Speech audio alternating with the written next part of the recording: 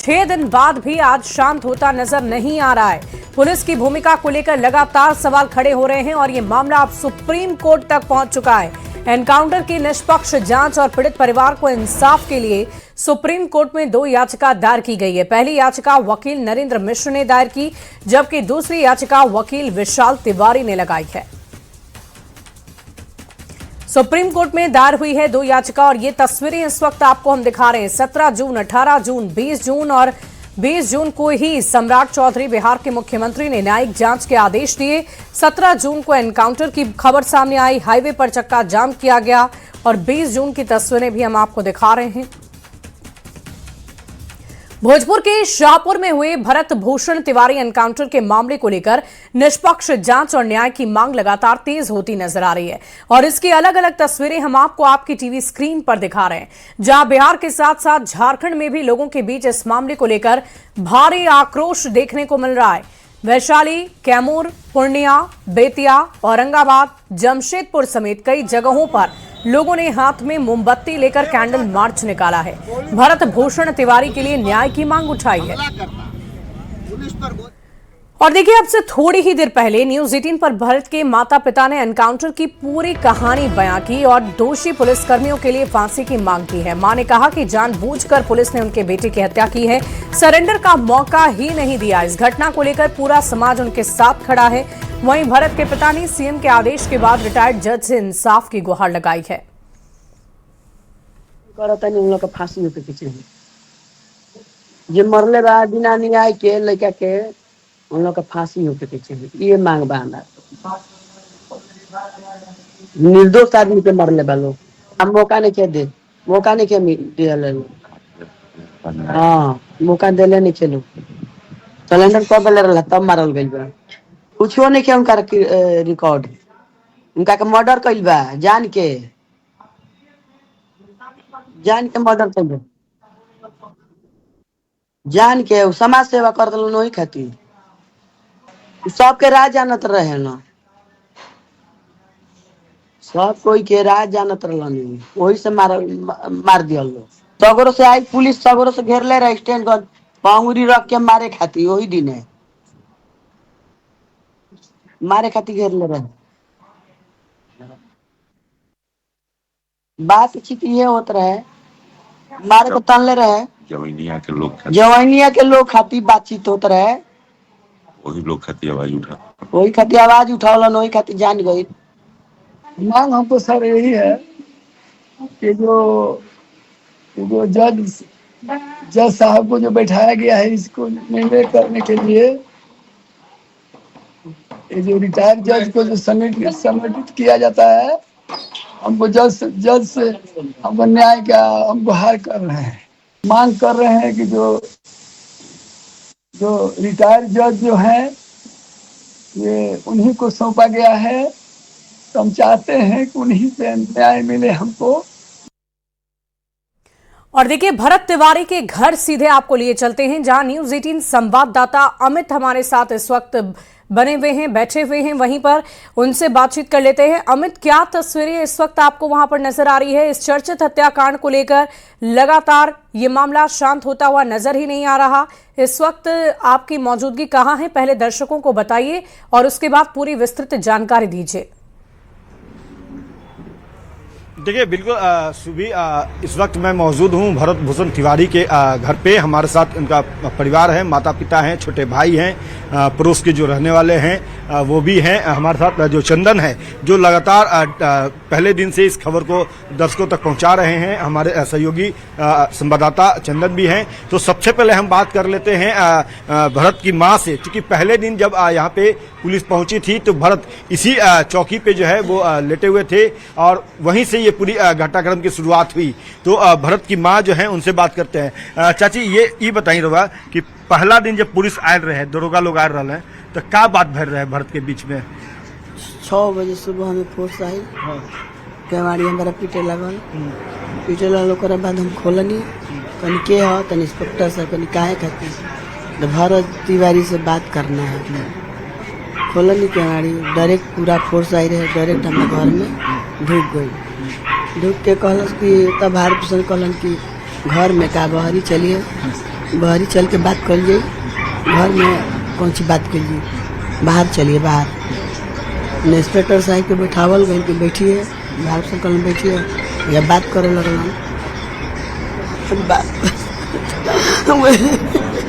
नहीं, हिम्मत रखी चाची, हिम्मत रखी, हिम्मत रखी, हिम्मत रखी। ओकरे बाद घेरे लगल स्टैंड गए लेके, ओकरे पंगुरी धक चारों तरफ से घेर लिया।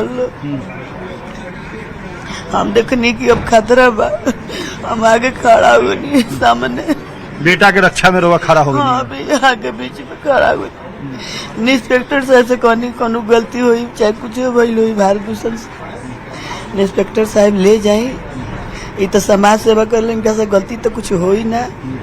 समाज सेवा खातिर रवा थी कैले बनी होता ना, तबाह कैले बनी लेके के रवा ले जा सके ना, बाकी जान न मारत।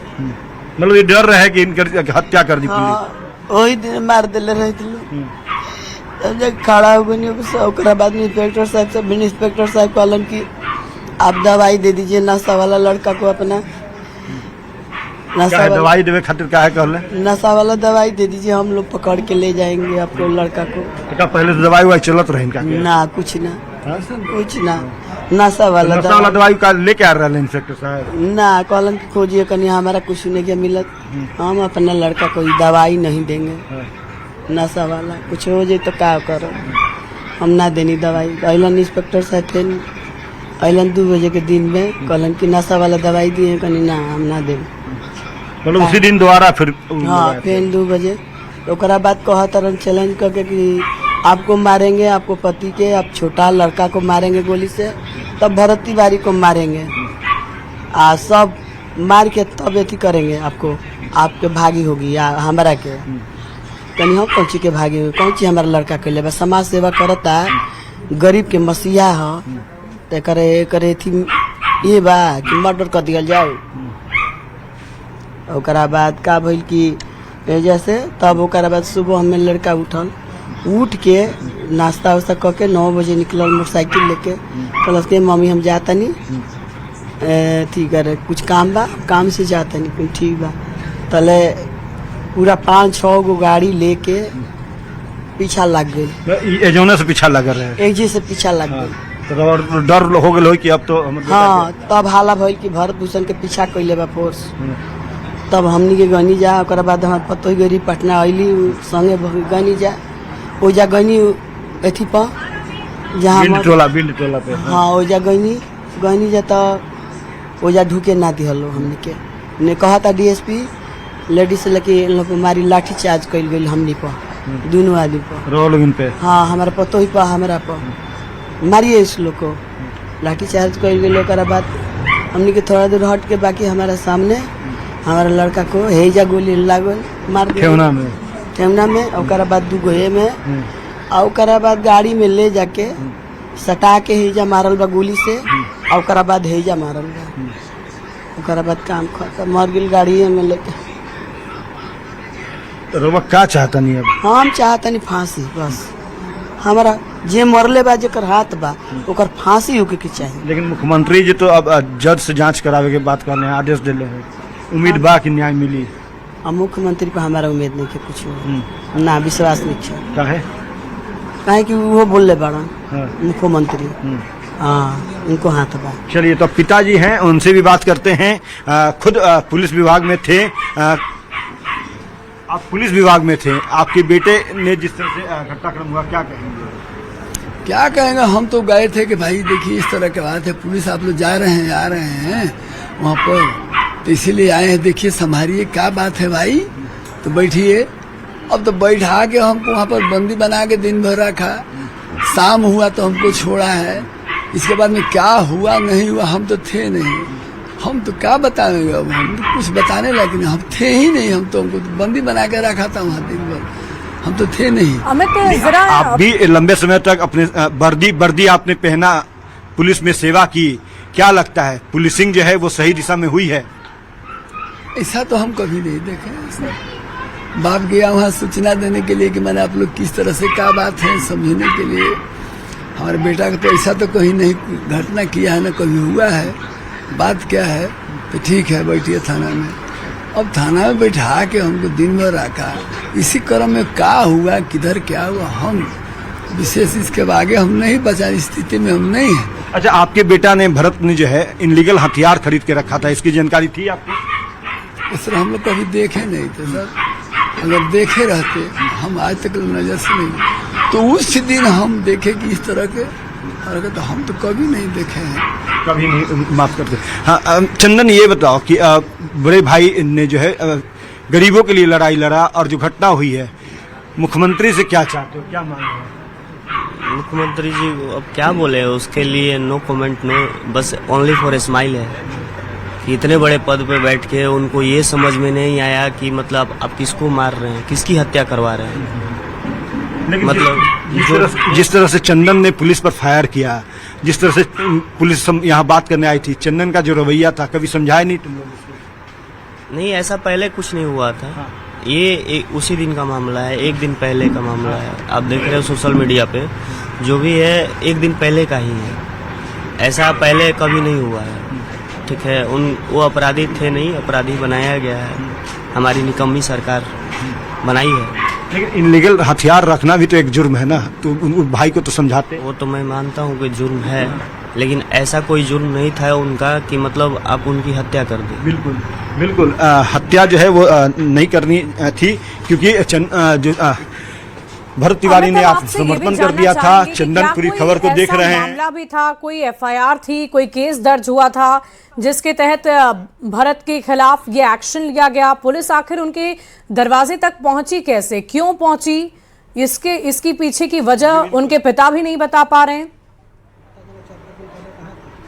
बिल्कुल, इसकी वजह जो है चंदन बताएंगे, सहयोगी हैं। चंदन, ये बताइए कि इस खबर को पहले दिन से आप देख रहे हैं, स्थानीय थाना प्रभारी से आपकी बात हुई, एसपी से बात हुई, डीएसपी से बात हुई, क्या भरत तिवारी पर पहले से कोई मामला था, कोई आपराधिक मुकदमा दायर था, पुलिस जो है उन्हें गिरफ्तार करने आई, किस मुकदमे में गिरफ्तार करने आई थी, क्या मामला था? देखिए, पूरा घटनाक्रम जो है वो 16 जून से शुरू होता है। यही जहां हम लोग बैठे हैं, यही वो स्थान है जहां की पुलिस यहां पहुंचती है। भरत तिवारी ने जगदीशपुर के एसडीएम से वहां जवैनिया के जो विस्थापित परिवार हैं उनके लिए लड़ाई लड़ रहा था। वो अपने घर के लिए, परिवार के लिए नहीं लड़ रहा था, बल्कि जवैनिया के विस्थापितों की लड़ाई भरत तिवारी लड़ रहे थे। और उसी लड़ाई के दौरान जब उसने अपनी बातों को मनवाने की कोशिश की तो पुलिस यहाँ शाहपुर थाना पूरे दल बल के साथ आई थी। थाना प्रभारी यहीं बैठे थे, यही चौकी है, यही वो जगह है जहाँ की भरत तिवारी बैठे थे और पुलिसकर्मी यहाँ पहुंचे थे, वो अपनी बातों को रख रहे थे। उसी दिन पुलिस के जहाँ तत्कालीन जो थाना प्रभारी हैं राजेश मलाकार, उनके द्वारा एक बड़ी भूल कहे या फिर उनको जो भी कहे, उनका स्वविवेक कहे, उसी दिन इसको कार्रवाई करनी चाहिए थी। उसके हिरासत में ले लेना, बिल्कुल हिरासत में ले लेना चाहिए था, क्योंकि उन्होंने जब उस शाम भोजपुर पुलिस ने एक प्रेस नोट जारी किया जिसमें साफ तौर पर देखा जा सकता है कि पुलिस के द्वारा यह बताया गया कि भरत तिवारी मानसिक रूप से विक्षिप्त है, उनको मानसिक। लेकिन परिवार तो ये बात नहीं कर रहा है, नहीं, इलाज नहीं चल रहा था। नहीं, परिवार जन तो बता ही रहे हैं कि उनको जब तब दवा दिया जाता था, लेकिन पुलिस की यहाँ एक तरह से कहें तो पुलिस निष्क्रिय साबित हुई। उसी दिन इस मामले को रफा दफा कर देना चाहिए था। चूंकि बिल्कुल, देखिए, माँ है, हम इनसे पूछते हैं, क्या वाकई आपके जो बेटे थे भरत तिवारी, उनको इलाज चल रहा था, मानसिक रूप से वो बीमार थे? कुछ ना, हम ये कहना चाहता नहीं कि हमारा इंसाफ मिले की चाहिए, ना मिली तो हम चलिए, इंसाफ मिलनी चाहिए, ये बात माता पिता की तरफ से लगातार कही जा रही है अमित। लेकिन इन सब के बीच इस पूरे मामले में बहुत सारी बातें हैं जो अभी खुलकर सामने नहीं आई है। क्या वाकई मानसिक रूप से भरत तिवारी बीमार था, दवाइयां लेता था, और अगर पुलिस उनके दरवाजे तक पहुंची तो आगे क्या हुआ, इस पूरे मामले में जांच पड़ताल लगातार जारी है। बढ़ते आगे, बिहार का कुख्यात हत्यारा ललन सिंह उत्तर प्रदेश के सहारनपुर में मार गिराया गया है। एसटीएफ ने एनकाउंटर में उसे ढेर कर दिया है। ललन सिंह पर 1,25,000 रुपए का इनाम था। ललन सिंह मूल रूप से बिहार के समस्तीपुर के रहने वाले थे। उस पर उत्तर प्रदेश, बिहार में हत्या, लूट, डकैती समेत कई मामले दर्ज थे। 2022 में वाराणसी में उसने सब इंस्पेक्टर को गोली मारी थी। बिहार में उस पर 2 सब इंस्पेक्टर, एक बैंक कैशियर, एक सिक्योरिटी गार्ड समेत 7 लोगों की हत्या के संगीन मामले दर्ज हैं। ललन सिंह समस्तीपुर के मोइनुद्दीन नगर थाना क्षेत्र के आनंद गोलवा गांव के रहने वाले थे। नवंबर 2022 में इसके 2 भाई भी एनकाउंटर में ढेर हुए। पटना के बाढ़ में बैंक लूट की घटना को अंजाम देने के बाद यहां से फरार होकर तीनों भाई वाराणसी भाग गए। जब पुलिस ने वाराणसी में एनकाउंटर किया तो इसके 2 भाई मारे गए, जबकि ललन बच गया। तीनों भाई ब्रदर्स गैंग के नाम से मशहूर थे। और इस खबर की अधिक जानकारी देंगे न्यूज 18 संवाददाता ऋषभ मणि त्रिपाठी हमारे साथ फोन लाइन पर जुड़ रहे हैं। ऋषभ, क्या कुछ जानकारी है, कैसे एनकाउंटर हुआ और क्या कार्रवाई अब तक की गई है? कुछ खाती ना हम आवाज उठौले बन तब सूर्य पहचान बदल रहा है। ये युवा कब्जे से एक कार्बाइन, एक पिस्टल और काफी मात्रा में कारतूस और एक बाइक मिली है। 2022 में इसने उत्तर प्रदेश में 2 बड़ी वारदातों को अंजाम दिया था। वाराणसी में एक सब इंस्पेक्टर के सीने पर गोली मारकर उसकी पिस्टल लूट ली थी और चंदौली में एक युवक को गोली मारकर उसकी बाइक छीन ली थी। उसके बाद से ही यूपी एसटीएफ के टारगेट पर सबसे ऊपर चल रहा था ललन सिंह और एडिशनल एसपी लाल प्रताप सिंह की टीम ने इसको घेरा है और जब इसने पुलिस टीम पर, एसटीएफ टीम पर फायरिंग की है तो उस जवाबी कार्रवाई में ललन सिंह को कई गोलियां लगी और उसकी मौत हो गई है। और बिहार में भी इसके खिलाफ कई मुकदमे दर्ज हैं और 2016 मार्च में एएसआई भुवनेश्वर सिंह को इसने गोली मारकर घायल किया था, उनकी रिवॉल्वर लूट ली थी। और 2016 में ही पटना में इसने एएसआई सुरेश ठाकुर की गोली मारकर हत्या की थी, उनकी सरकारी पिस्टल लूट ली थी। 2016 में ही पटना में ही फतुहा थाने की एएसआई आर.के. चौधरी की गोली मारकर हत्या की थी, पिस्टल लूट ली थी। और 2017 में नालंदा बिहार में इसने लूट के साथ डबल मर्डर किया था।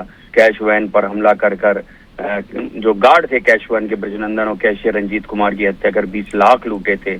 2017 में पटना बिहार में इसने लूट के साथ ट्रिपल मर्डर किया था। तो बिहार में उसने बड़ी वारदातों को भी अंजाम दिया है जिसमें 7 हत्या शामिल हैं, कई लूट और डकैती भी शामिल हैं। और उत्तर प्रदेश में 2 गंभीर घटनाओं को अंजाम दिया था जिसके बाद से एसटीएफ ने इसे अपने टारगेट पर सबसे ऊपर रखा था और अब ललन सिंह का आतंक समाप्त हो गया है। चलिए, बहुत शुक्रिया हमारे साथ जुड़ने के लिए। और देखिए, इस खबर के एक जानकारी के साथ न्यूज 18 संवाददाता हमारे साथ समस्तीपुर से मुकेश भी जुड़ रहे हैं। मुकेश, क्या कुछ जानकारी है आपके पास, क्योंकि बिहार में भी कई संगीन आपराधिक घटनाओं को इस हत्यारे ने अंजाम दिया था और आखिरकार आज इसका आतंक खत्म हो गया? जी, निश्चित रूप से ये जो समस्तीपुर जिले के मोहिउद्दीन नगर थाना क्षेत्र के आनंद गुलवा गांव के रहने वाले थे और ये 3 भाई थे और तीनों भाई मिलकर के संगठित आपराधिक गिरोह चलाते थे और इनका मुख्य जो अपराध का जो करने का जो जरिया होता था वो पुलिसकर्मी को निशाना बनाना, बैंक लूटना, कैश वैन को लूटना और उनके पुलिसकर्मी के जो हथियार थे उसे ये लोग लूटते थे और उसके माध्यम से दूसरे आपराधिक वारदात को अंजाम देते थे। और बिहार की बात करें तो यहाँ पे काफी लंबा इतिहास है, आपराधिक इतिहास है। समस्तीपुर के मोहिउद्दीन नगर थाना में भी कई रंगदारी हत्या जैसे संगीन मामलों के जो है उसके मामले दर्ज हैं और पुलिस रिकॉर्ड में इनके खिलाफ 2 सब इंस्पेक्टर, 1 बैंक कैशियर की हत्या वाकई आतंक जो बचा रखा था इसने, वो आतंक आज खत्म हो गया है। एनकाउंटर किया जा चुका है। 2022 में एनकाउंटर में 2 भाई शहीद हो गए थे, घायल हो गए थे और आखिरकार आज एक और भाई पूरी तरीके से ढेर हो चुका है। बहुत शुक्रिया मुकेश हमारे साथ जुड़ने के लिए। लखीसराय से एक बड़ी खबर आ रही है। नीट परीक्षा में फर्जीवाड़ा, पुलिस ने 30 लोगों को गिरफ्तार कर लिया है। 9 मुन्ना भाई गिरफ्तार हुए हैं, बायोमेट्रिक कर्मी समेत कई लोग शामिल। गिरफ्तार सभी लोगों से पूछताछ चल रही है। एक मेडिकल छात्र भी शामिल है। बहुत बड़ी खबर आपको लखीसराय से बता रहे हैं। नीट परीक्षा में फर्जीवाड़े की खबर सामने आ रही है। इस खबर की अधिक जानकारी न्यूज 18 संवाददाता लखीसराय से राकेश हमें देंगे। राकेश, क्या कुछ जानकारी है? जी बिल्कुल, देखिए कल जिस तरह से 4 परीक्षा केंद्र बनाए गए थे लखीसराय में और पूरी जो है जिला प्रशासन के तरफ से कदाचार मुक्त परीक्षा को लेकर पूरी तैयारी की गई थी।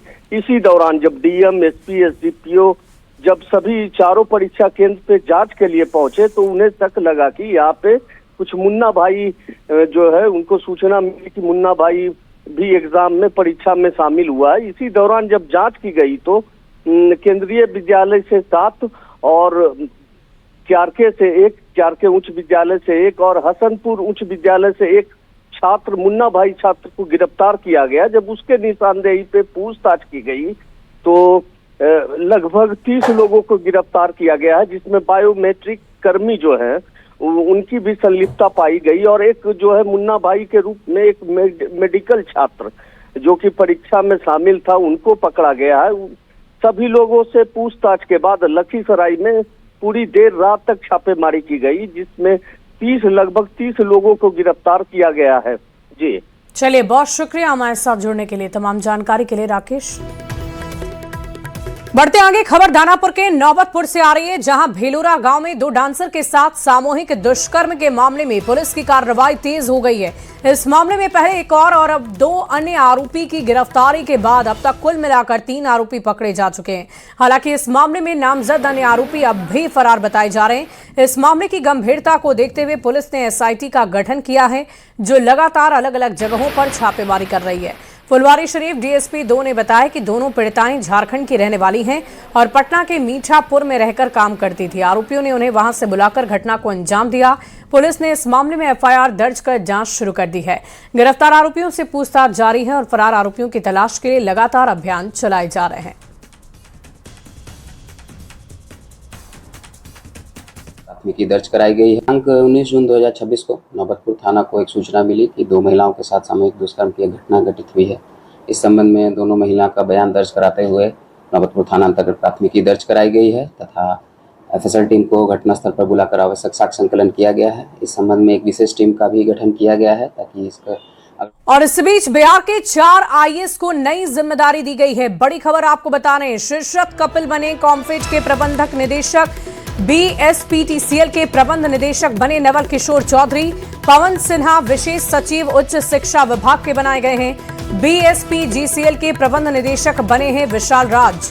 इस वक्त की बहुत बड़ी खबर आपको बता रहे हैं पटना से, जहां 4 IAS को नई जिम्मेदारी सौंपी गई। और फिलहाल इस बुलेटिन